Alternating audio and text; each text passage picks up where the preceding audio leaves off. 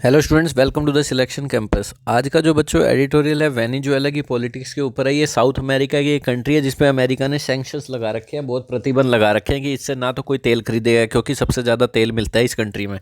ठीक है, निकालते हैं लोग यहाँ से तेल, तो अपनी कंपनीज को मना कर रखा है यहाँ से कोई तेल एक्सप्लोर नहीं करेगा, ना बेचेगा, ना कुछ। इन पे सैंक्शंस है बुरी तरह इनकी पॉलिटिक्स, क्योंकि अमेरिका की जो नहीं सुनता जो देश, तो वहाँ पे पॉलिटिक्स ऐसे ख़राब कर देते हैं ये, फिर वहाँ के पीएम वीएम को हटा के अपना कोई बंदा वहाँ बिठा देते हैं। तो अब इन्होंने सैंक्शंस हटा लिए हैं यहाँ से, वेनेजुएला से। क्यों हटा लिए हैं?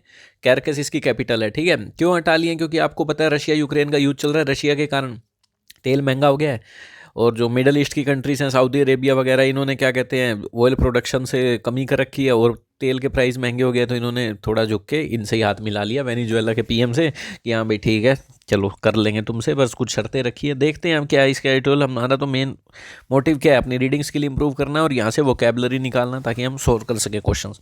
चैनल पर नहीं तो चैनल को सब्सक्राइब कर लीजिए ताकि आपका नोटिफिकेशन आ सके डेली। टेलीग्राम ग्रुप ज्वाइन कर लीजिए, वहाँ पे हम डाल देते हैं फटाफट लिंक, जैसे वीडियो अपलोड हो जाती है आपको वहीं मिल जाएगी। लिंक डिस्क्रिप्शन में, the selection campus. App download कर सकते हैं, हमारा मोबाइल नंबर है, वहाँ पे डाउट पूछ सकते हैं कोई भी व्हाट्सएप करके या कैसे भी। ठीक है बच्चों, चलिए। ऑयल नो बार, क्या लिख दिया? ऑयल नो बार। वैसे प्रेशर के लिए यूज़ होता है, ऑयल निकालने के लिए कुछ प्रेशर यूज़ होता है, बार है उसकी होती है ना यूनिट। वैसे ऑयल नो बार का मतलब है अब ऑयल के ऊपर कोई प्रतिबंध नहीं है, नो बार, कोई बार नहीं है। ऑन वेनेजुएला पॉलिटिकल क्राइसिस, किसके ऊपर हो गया एडोल? वेनेजुएला की पॉलिटिकल क्राइसिस के ऊपर हो गया।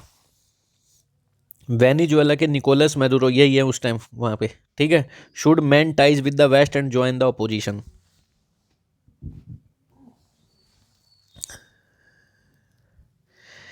मैंड टाइज, शुड लगा के इन्होंने एडवाइस दी थी। मैंड का मतलब इंप्रूव, अपने जो संबंध है वो सुधारने चाहिए वेस्ट कंट्री के साथ, और अपोजिशन को ज्वाइन करना चाहिए। ठीक है, अपोजिशन के जो लीडर है ये वहाँ पे, यही तो है जो लीडर है वहाँ के, निकोलस, वहाँ की पॉलिटिक्स के इस time.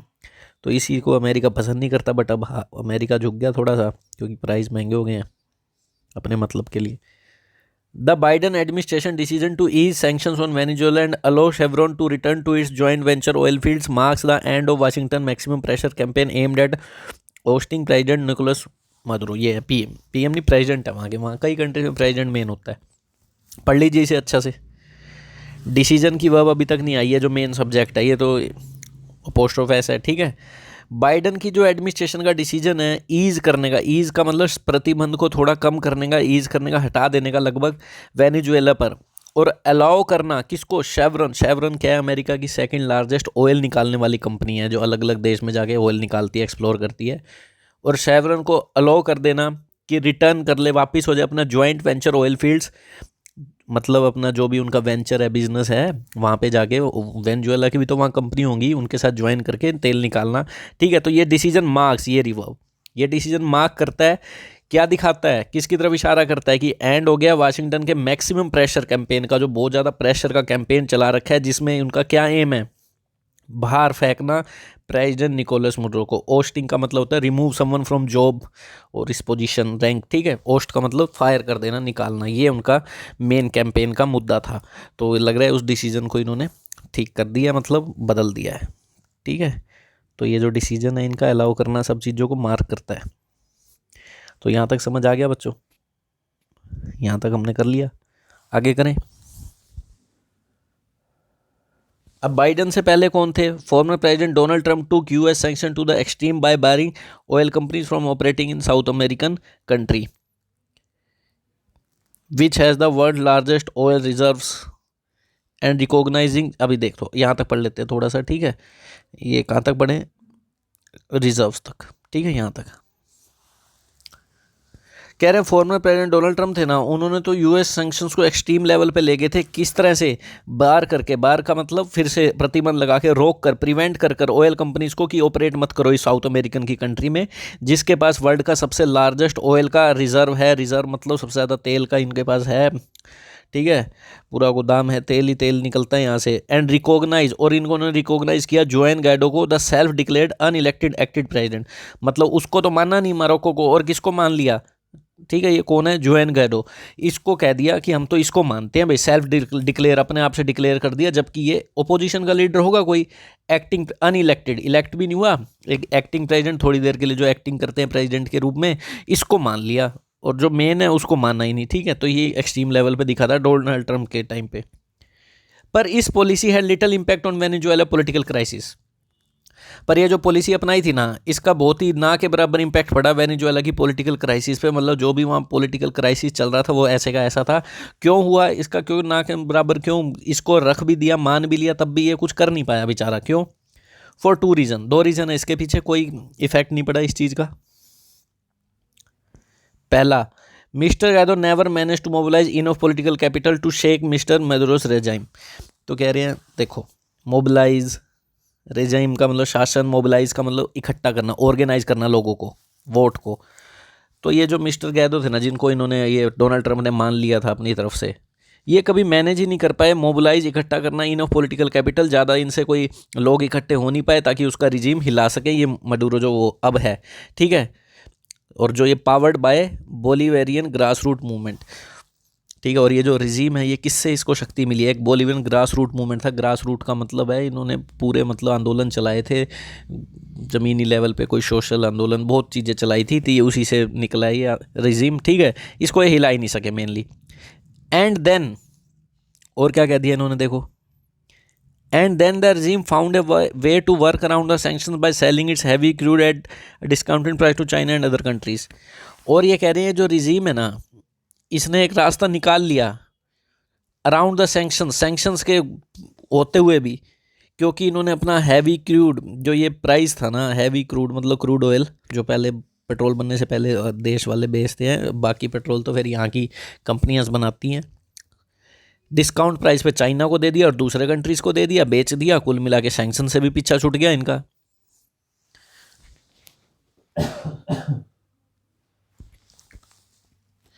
Biden administration follow the Trump line in its initial month. Biden की जो एडमिनिस्ट्रेशन थी उन्होंने तो ट्रम्प की लाइन ही पकड़ी शुरू के मंथ्स में, तो but started holding talks with Venezuela in March. पर वेनेजुएला के साथ बातें करनी शुरू कर दी मार्च में, a few weeks after the Russian invasion of Ukraine.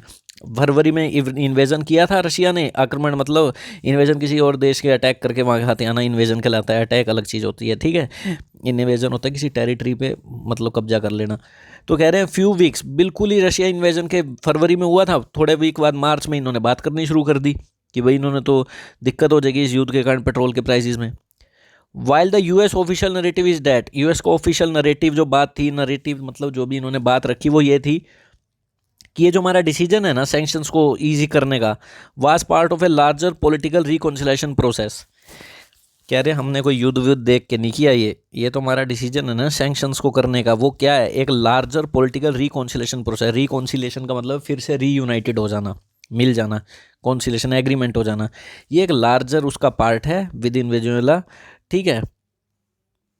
The catalyst seems to be a Ukraine and the energy crisis, ठीक है। यूएस के ऑफिशियल कह रहे हैं हमारा तो ये लार्जर पार्ट है हमारी पॉलिटिकल का, ये नहीं हमने युद्ध के कारण किया। फिर भी कैटलिस्ट तो लग रहा है यूक्रेन और एनर्जी क्राइसिस हो सकता है। कैटलिस्ट का मतलब होता है चेंज, कोई कैटलिस्ट डाल दिया, रिएक्शन करवा दी, जो चेंज करवा दे कोई चीज़, ठीक है। यूँ समझो स्टिमुलेट करवा दे, प्रोवोक कर दे। तो इन दोनों की जो दोस्ती हुई है उसमें कैटलिस्ट तो ये यूक्रेन और एनर्जी क्राइसिस ही है, इसी कारण ये मिले हैं। Sanctions on Russia have pumped up, कह रहे हैं जो सैंक्शंस लगाए ना रशिया पे, हैव पम्प्ड अप प्राइसिस, उसके कारण प्राइसेस बढ़ गए हैं, ठीक है। Mister Biden's attempt to revive the Iran nuclear deal have not succeeded so फार।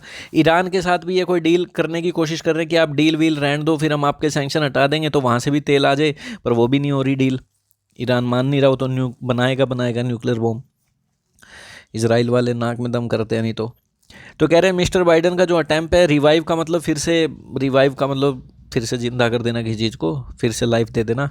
तो कह रहे हैं रिवाइव करने की ईरान की न्यूक्लियर डील जो अटैम्प्ट्स हैं, अटैम्प्ट्स की वजह है, वो भी अब तक सक्सीड नहीं हुई है। The move by Saudi Arabia and its allies to slash oil production has also mounted additional pressure on prices. Mounted का मतलब इंक्रीज, एलाइज का मतलब दोस्त। तो जो मिडल ईस्ट की कंट्री हैं सऊदी अरेबिया और उसके दोस्त हैं, उन्होंने भी स्लैश कर दिया। स्लैश का मतलब कम कर देना, ऑयल प्रोडक्शन कम कर दी है। इस चीज़ से भी क्या आ गया है, और ज़्यादा एडिशनल प्रेशर माउंट हो गया, इंक्रीज हो गया। इस मूव की वर्ब हैज़, ठीक है। अब वो भाई तेल निकालेंगे तो प्राइस तो बढ़ेंगे ही, डिमांड ज़्यादा है। The only option now to get more oil in to the market is to allow Venezuela to do so. तो केवल एक ही ऑप्शन बनता है ऐसे में मार्केट में, अलाउ कर दे वेनेजुएला को ऐसा करने में, ठीक है, तेल अगर मार्केट में चाहिए तो। To be sure the easing of sanctions comes with riders. ये पक्का बात है, अगर सैंक्शंस को ईजी हमने किया भी है, ये किसके साथ आता है अगर सैंक्शंस हटाए जाते हैं? राइडर्स का मतलब कुछ तो डिफिकल्टीज आती हैं इकोनॉमी के ऊपर। राइडर्स का मतलब मुसीबत, राइडर का मतलब एक वही होता है बाइक पे चलना, राइडर का मतलब कुछ साथ में प्रॉब्लम लाना भी होता है। शेवरॉन कैन प्रोड्यूस, कुछ मतलब राइडर्स का मतलब यूं समझ लो कुछ आपको भी उसके बदले में चाहिए, ठीक है।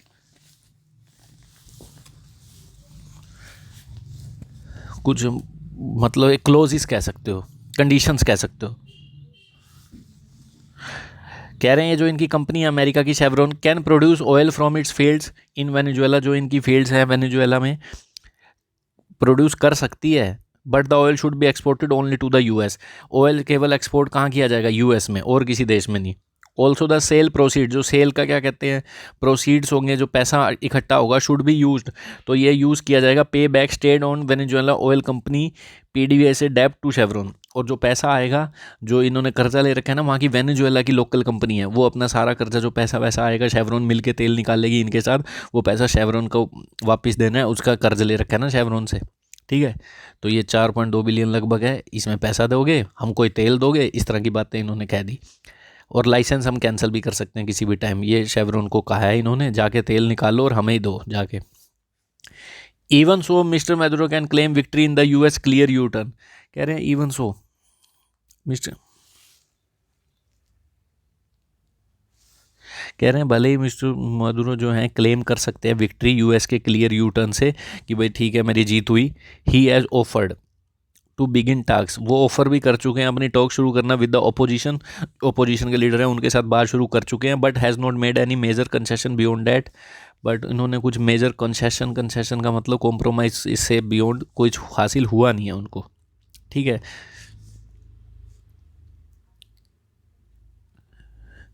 The US move could also prompt European country to revisit their policy towards कार्कास।